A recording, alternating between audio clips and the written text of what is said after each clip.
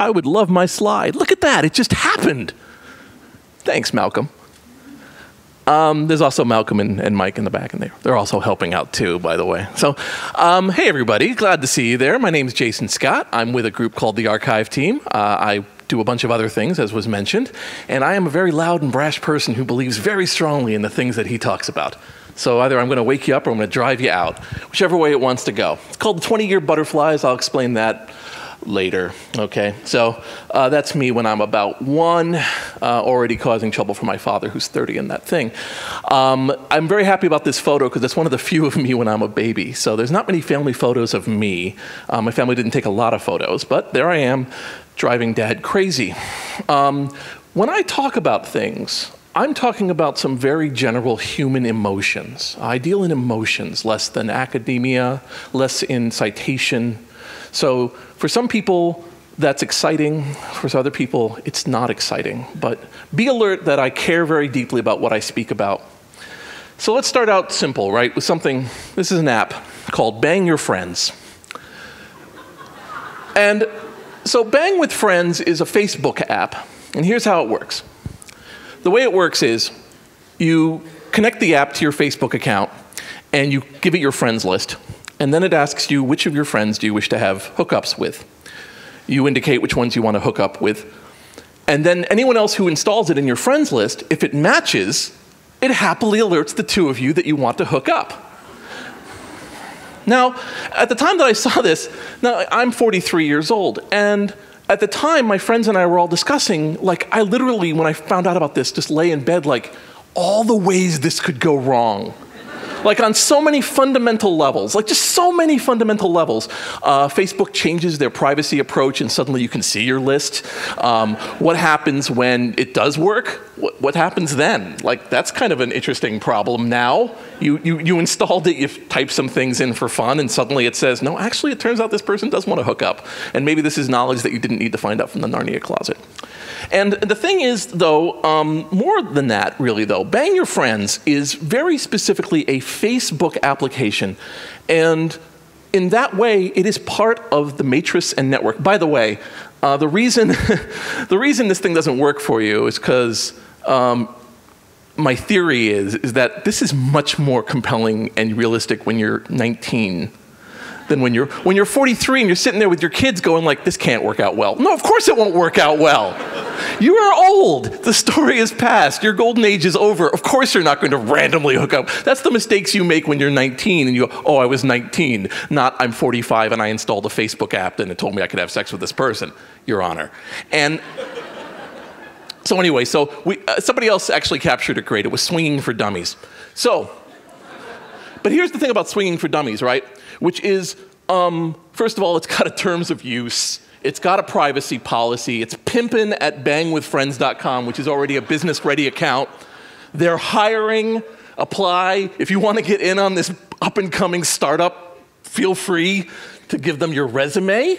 But more importantly, it's this connect using Facebook, right? Connect using Facebook means that you're using the Facebook infrastructure of identity, of interaction, of friends list, and your own personal collection of items to interface automatically. That button has behind it a massive infrastructure that sucks in an enormous amount of data from a huge amount of sources that can be used for this, but is also used for everything from making comments to making notification of what your phone is doing to what news stories you're posting or reading or sharing. In other words, it's this massive, massive chicken farm that kind of just drags you into it. And the fact that it's become kind of the de facto web identification tool is, to me, the fundamental question you want to ask yourself. How did that happen, right? If you look at 1983, here's an ad for something called CompuServe, which was an American computer company that basically had a mainframe. It was Merrill Lynch, and they figured out that they could rent time at night for $10 an hour to people who dialed up to give them access to this computer. And it grew into a pretty good service. You could buy things through it. You could actually communicate with people through CB. You could play games on it. It was very effective. And they ran into an interesting problem. How do you explain the world of the online life to people in magazines? So this 1983 magazine, it seems so simple to us now, right? When it says things like, last night we had letters with mom and we had a party. Look at this couple, they're normal. He's just hanging out with his wife and they're having a glass of wine. There's a grandfather clock in the background, a little toy rocking horse, the kind of thing white people love. And this little beautiful setting is you doing a computer, and it's not terrible. That's the thing they have to sell you in 1983. We don't have to sell people that anymore, right? We won. Like, you use a computer. There's a computer in your pocket. There's a computer in your life. There's a computer with your kids. It's there, right? You look at like even 1995. Here's a computer bulletin board system called Channel One in Boston. Each one of those computers is one phone line. Each one of those is one computer. And this allows them to have 64, later 75 simultaneous users. And that's what this provides them. You can imagine the cost. The couple that created this thing had to leave their house and get a new house and give it over to the computers. Nowadays, this is literally a $10 a month VPN that you can just rent on the cloud for whatever reason. We've grown so quick. What I love in history is bad ideas. And it's easy now when you look at these things to say, like, that's a really poorly put together cellophane ad. That is not the best cellophane ad we could have, right? Also this one, which is obviously not as exact, this is DDT-soaked children's wallpaper with Disney characters on it. I guarantee you the bugs probably did all die in that low ventilation room full of DDT. But the thing is all the beauty is there, all the lovingness, right? Look, it's got Donald Duck.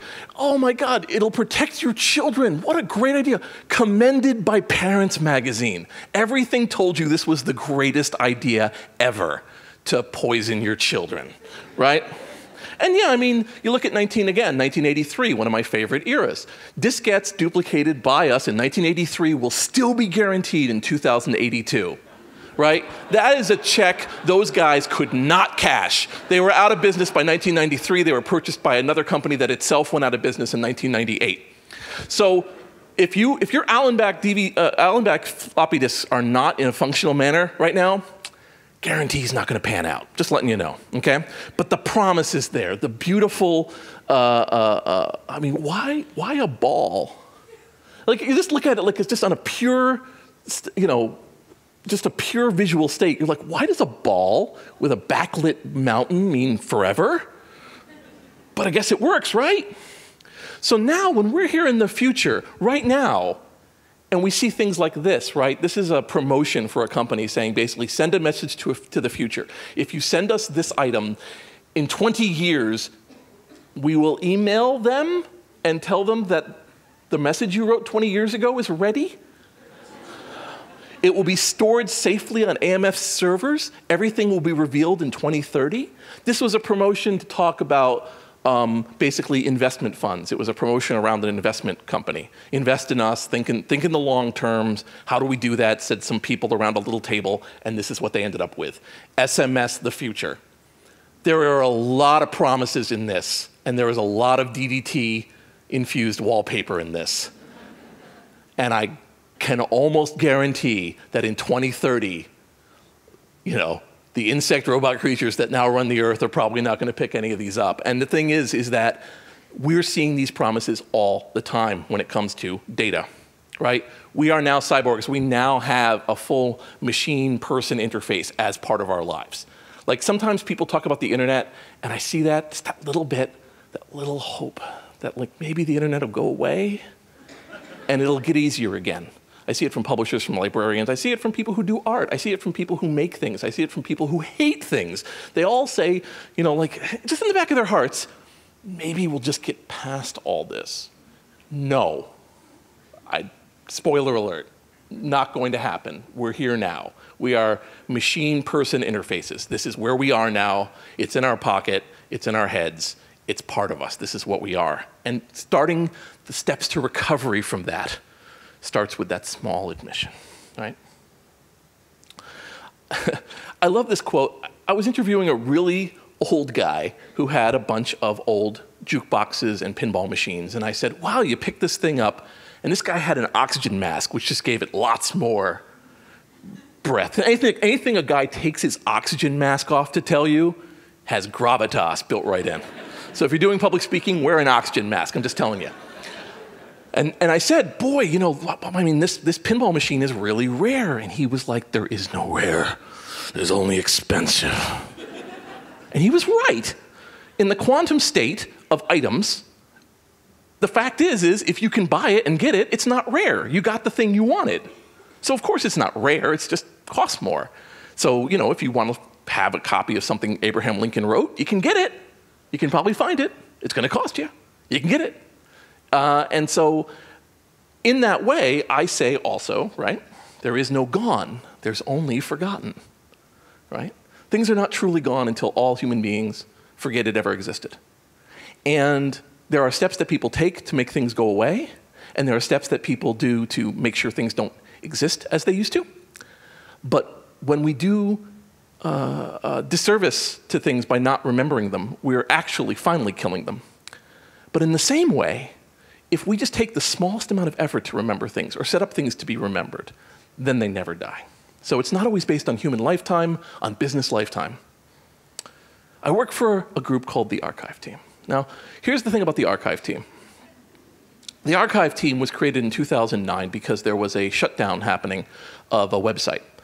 And I realized, I mean, this was at the time standard practice. It's still standard practice, right? You have some company, and then suddenly what you do is you say like, well, yeah, we're not going to be in this business anymore, so we're going to shut down 30 days. And 30 days later, you delete it all. They just did that. And I realized that there were over 1 million accounts on that they had deleted in 30 days. And I said, like, that shouldn't be. That shouldn't be. That's a terrible idea. Somebody should stop them.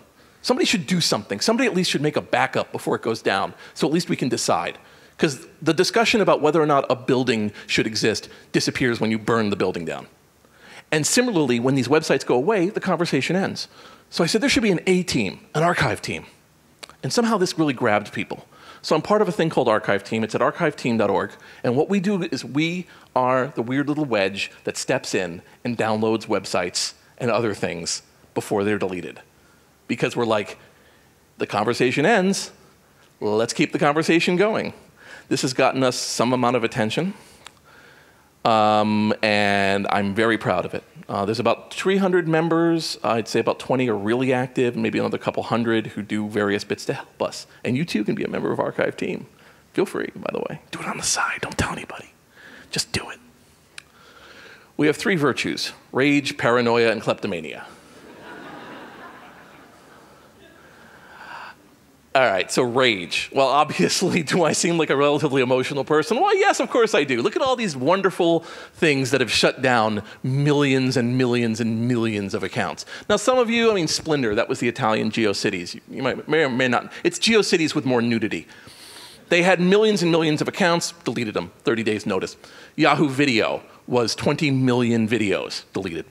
Over there, that's Google Groups. Google got rid of some function of Google Groups. They got rid of all the file storages, just deleted them. City of Heroes was a online virtual worlds. Webshots, don't blink, or you'll miss us. And they disappeared. MobileMe was Apple's storage. My Podcast allowed you to podcast. All of these, BT bought a company in 1998 that had home serviced websites, and then one day, 12 years later, they said, we're done with this, and gave them 30 days to get out. And the problem here is, well, I mean, for us, I'm very happy, because for many of these, Archive Team has now gone in and made copies of them, right? We've made copies of them. We have copies of these sites. But what seems to really annoy people is GeoCities, right? If you look at GeoCities, GeoCities is friggin' ugly. GeoCities was a site that started in 1995, and its big deal was that you could host things for free. They had limited bandwidth, and you only got 10 megs. But that was a lot, to be honest. And the fact was that for some people, this may have been the widest audience their genetic line had ever reached. They had full color, sometimes music, allowing them to create their own impressions on the web for free to the world. What enough? I mean, and people had all sorts of crazy ideas about what to do. And there were over 5 million accounts on that thing. right? 5 million accounts. And one day, in a FAQ question, which is really bearing the lead, there was one saying, hey, this appears to have gone away. And they said, oh, that's because of the impending shutdown. Like, hey, why did my tea spill? Oh, that was from the deadly earthquake. The fact is that they basically gave them about 3 or 4 months to get out. And people were like, well, 3 or 4 months, that sounds wonderful, Jason. I'm like, yeah, unless the people who started them are dead and their family doesn't have the password, unless the person still has the email address they had from 13 years ago, unless the person understood that it wasn't just another come-on, another spam and caught by their spam folder. I mean, talk about tacking your eviction notice on your car with a Post-it note in a windstorm. I mean, that's basically what they were doing, right? And then suddenly, this is what we have left. That's it. That's all of GeoCities that's left, right? And I say that's no different than destroying a village and leaving a small plaque and saying, well, you know, 10,000 people lived here, now they're dead. Here's a plaque. There were a lot of them. And you go, well, Jason, that sounds very kind of extreme. That's kind of strange. And I mean, bear in mind, I mean, in my own family history, I mean, we were hunted for sport in the 1800s. I totally understand, you know, such weighty ideas, but the fact is that this is human culture. And unfortunately, by the way, it's now online. This is it. We're cyborgs. It's online. This is where it's happening, right? More photos are posted to Facebook than anywhere. Facebook is a privately controlled company by sociopathic 20-year-olds. That's where all of human culture is now going. And they changed the user interface on a whim, based, as far as I can determine, on vodka. That's where we are now. We let that happen. We have let that happen. We're continuing to let that happen. We have let Google control visual information. We have let Amazon control books. And we've let Facebook control human interaction. And the fact is that if they decide that they want something to go away, they will. By the way, Facebook pulls in, last I checked, as of 3 months ago, they pull in 500 terabytes of user information a day. So it's not like we could just run a backup. You know, but when you look at these sites, these are all sites from GeoCities, and the reason that they're around is because the archive team downloaded GeoCities. It turns out GeoCities is about 900 gigabytes. You can buy a 900 gigabyte hard drive for $89. And this is human history. These are people coming online for the first time. Granted, many of them have design issues. Many of them have writing issues. Some of them are a little bit poor in the expression department. But this was real. This is what the family did. This is no different than the handwritten cookbook your grandmother had that had spelling errors, but goddamn, that was an awesome cookie she used to make. And she might even put a little bit about who she got it from, a little bit about her history. So this is what they destroyed, right? Tableau was a photo site. I always like to show this one about Tableau. Tableau was a photo site, mostly marketed to young women. And this particular photo set was amazing. This guy's house burnt all the way down. And here are the photos of it, which he put on Tableau. And he explained, isn't it great that Tableau exists because all of my photos were on Tableau. You know, my thousands of photos were on Tableau, or I would have lost all of them. 3 months later, they deleted all of Tableau. Paranoia. So here's a startup idea that just didn't work out. This is called Blippi.com. The idea was you put your credit card statements online and people socially comment on it.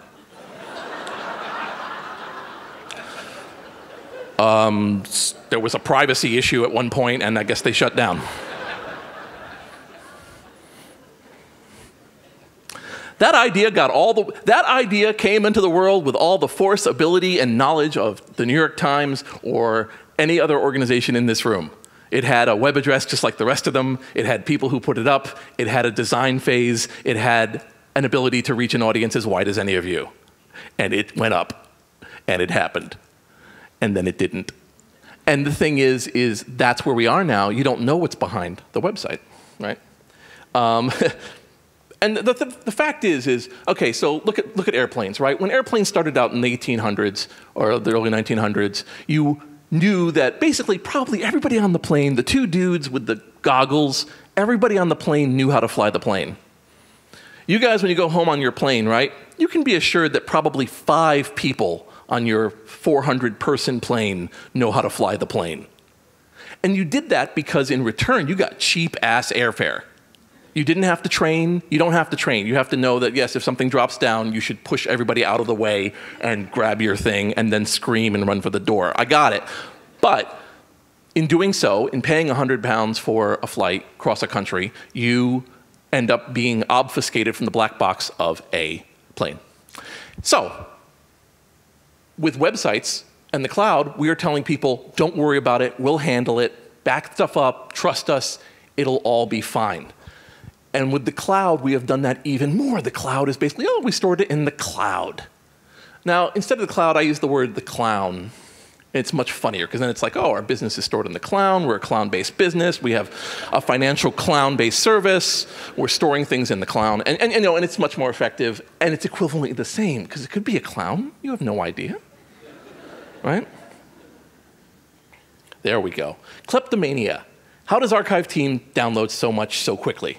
We have something called the Archive Team Warrior. The Archive Team Warrior is a tracker-based, massive, distributed infrastructure that allows us to assign clients to do downloading. So we can have thousands of people connect in and be able to download a site in a very short time. This enabled us to do things like download entire photo sites in 48 hours. We were able to download GeoCities by hand.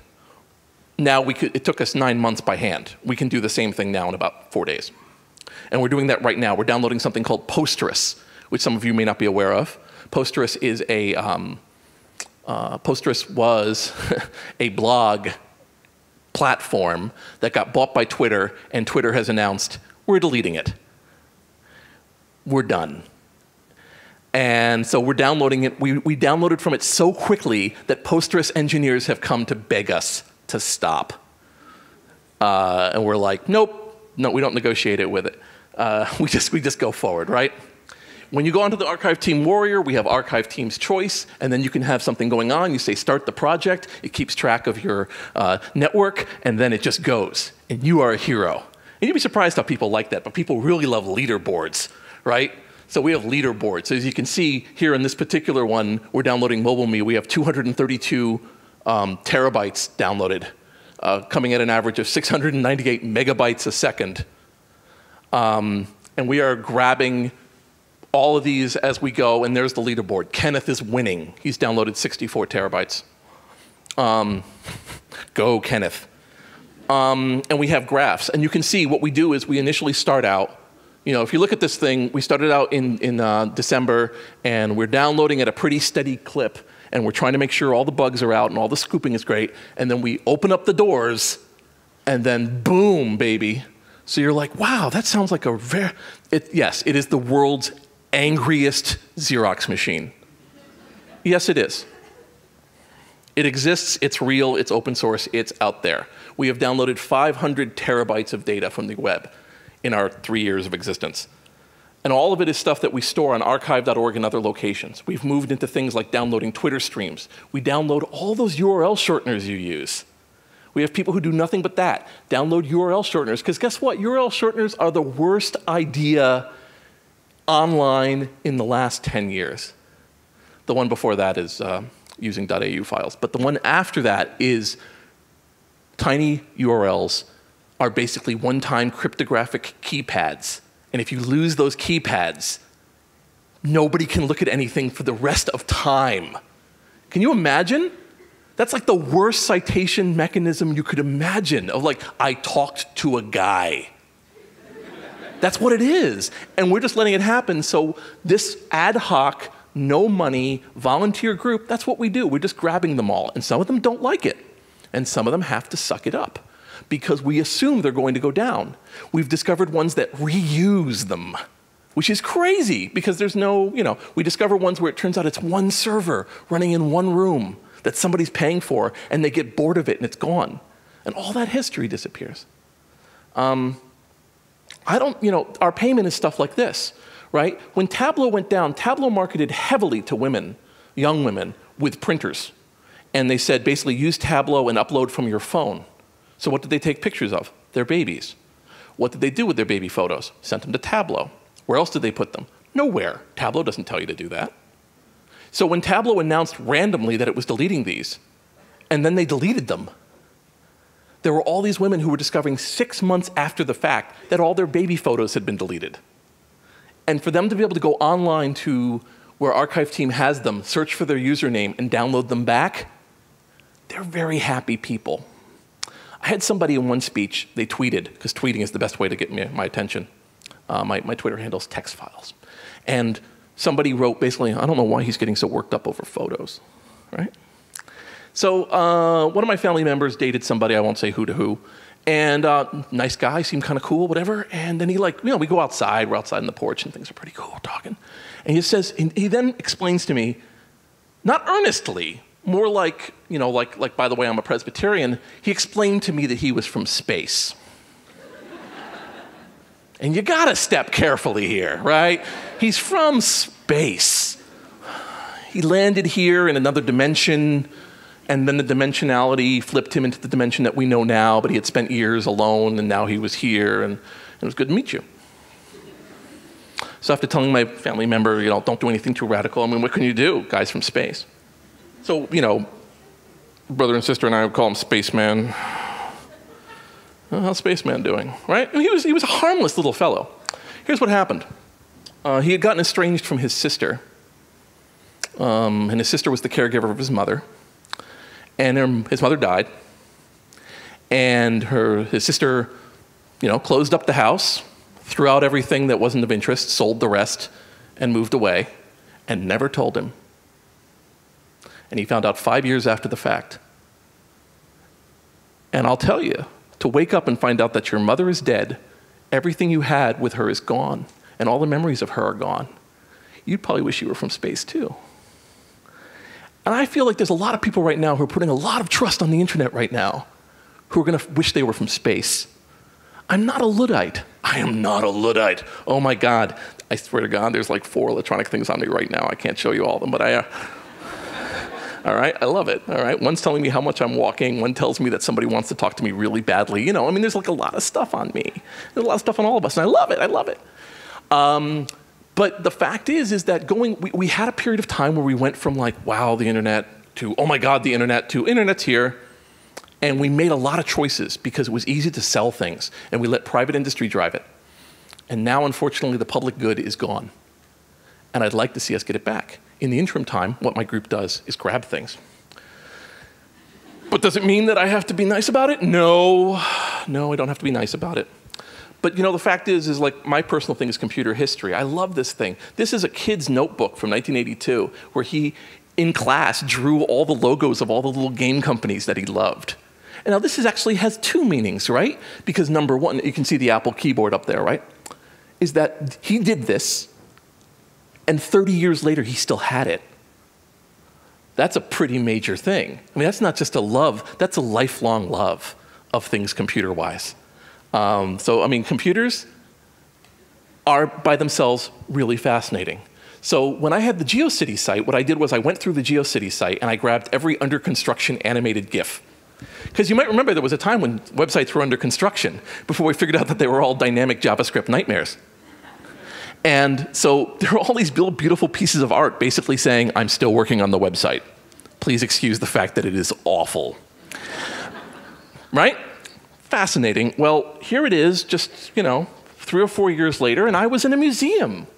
I'm in the Museum of the Moving Image in Brooklyn. You go in there, and along the front, here are all the animated GIFs. And they're all moving, and they're all moving stuff as people walk in to learn about cameras and movies. And there's a whole thing. I'm now that boring thing. I'm the part nobody reads. Right here.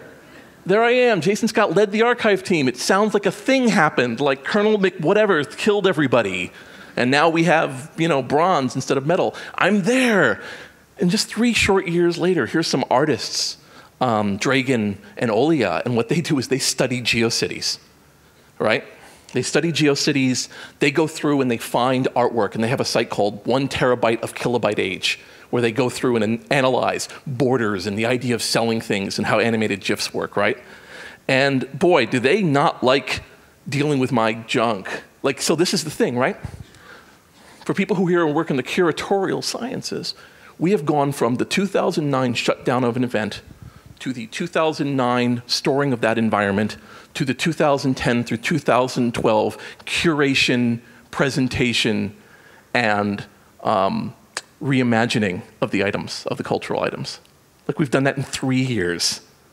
That's how fast it is now. Fast enough that the curators yell at me for not storing things correctly from the thing that died. You know, it used to be, you'd be like, oh, they didn't know what they were doing. They just burned it, you know, in 1920. What were they thinking? Now that guy is still alive, and you have dinner with him. Deleted City is an art thing. It basically took GeoCities, reimagined it as a visual city. You can zoom in, you can listen to the music that's on the web pages as it goes by, and it allows you to experience this 2009 event back then. I work, you're like, who would hire you, Jason? What the hell, right? So I work for the Internet Archive, archive.org. My title is Free Range Archivist, which means be Jason Scott in the world. And I knew I was home. I knew I was home when I was trying to get some stuff up, and I said, could I have some disk space? And they gave me a 75 terabyte array and said, here, if you need, will that work? And I'm like, yes, that will work. And since I've joined them up, I have personally uploaded 250 terabytes of data. What I do is I go around to sites and people and radio and people that are at risk and really on the edge of not understanding that they're culturally relevant and saying basically, oh, it's 7 gigs? Well, we can put that up for you. And it turns out that's all it is, right? People who like family histories, old disk drives, CD-ROMs from cover magazines that like are long gone, scans of documents that were like from computer manuals from like the 50s and the 60s. All of them are going online.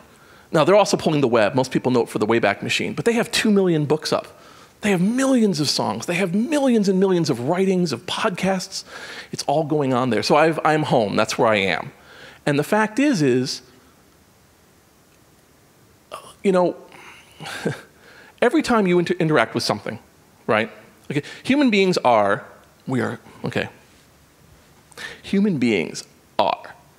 the best and most destructive force on the earth. Because when a hurricane hits something, it hits something. The hurricane doesn't track down everything that looked like it for the next 50 years and kill it too. We do that. We do that. We keep it going. We keep the fire burning, right? So anytime you see anything in this world that exists, it's because human beings decided to do nothing. Every time you see an old car, nobody threw it out. Anytime you see some old history, it's because nobody burned it. Every time you see anybody's story, it's because nobody silenced them. It's amazing. It's a long, unbroken chain of inactivity. That's what we're encouraging. We're encouraging, okay, let's just keep things going. Let's just keep GeoCities around. We don't know in 50 years what GeoCities was going to mean. We don't know in 50 years what mobile me was going to be. We do know these families discovered that this thing they believe in died. Now, what's the solutions? What are the solutions? I mean, certainly things like keeping multiple backups. Certainly things like not letting scope poison your world. Scope, I have discovered in the academia world, is this dangerous, dangerous thought cancer. Because you say, well, I got 10 of this, but only 5 are in scope, and I will destroy the rest, or I will let it go. And I discover this all the time where it's like, oh yeah, no, we had a full collection, but we only focus on European copies. And everything else just disappears.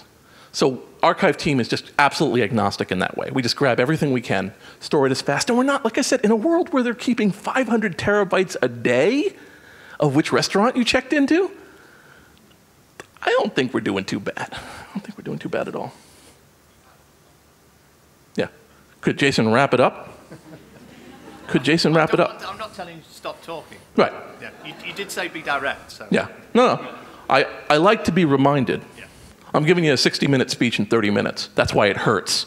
That's why it hurts. I'm sorry about that. What's the 20-year butterfly? The 20-year butterfly is my great hope, right? What you're looking at here looks like some kind of screenshot of some old system. It's not. It's from an emulator. It's not just an emulator that is emulating this old paint program for the Macintosh Color.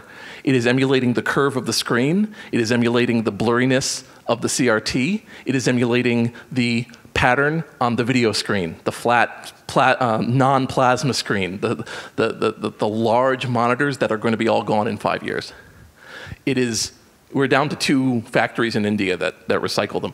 And this was some guy, he's 21 years old, slaving for 2 years to produce over 500 different variables in the recreation of a shitty monitor. Hope springs eternal for me.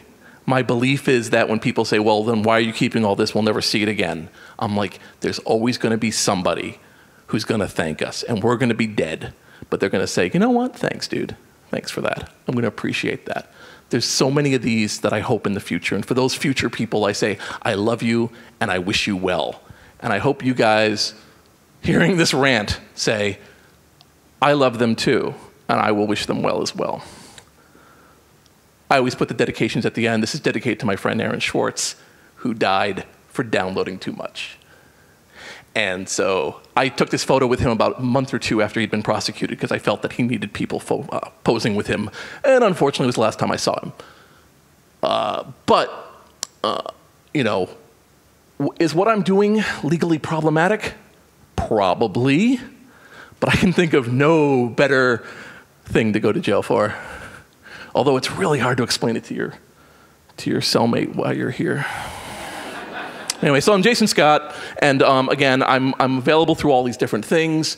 I love debating people. I love discussing it. It's something I believe in so strongly. I hope that it causes you guys to think about making one export function, to reconsider deleting everything, to reconsider using a cloud-based storage without having a full contract for the end of that cloud-based storage. And I mean, the puppy is wonderful when you first get the puppy. Puppies get old. And you have to do something with the puppy when he's 20. The 20-year-old puppy. And so please do that for me, just for me, and maybe for the rest of humanity. Thanks a lot.